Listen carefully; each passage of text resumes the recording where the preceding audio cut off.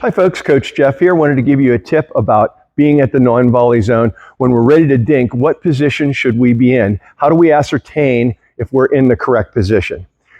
One thing we teach at USAPA is the clock position.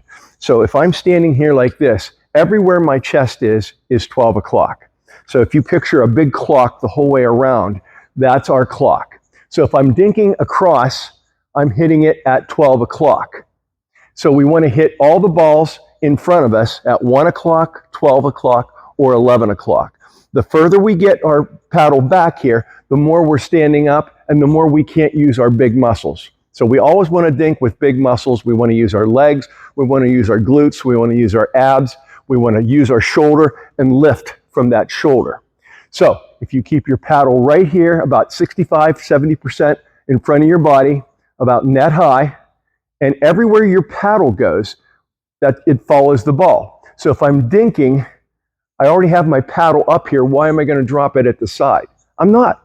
As I dink, I'm going to keep my paddle and return it to that home base at 12 o'clock.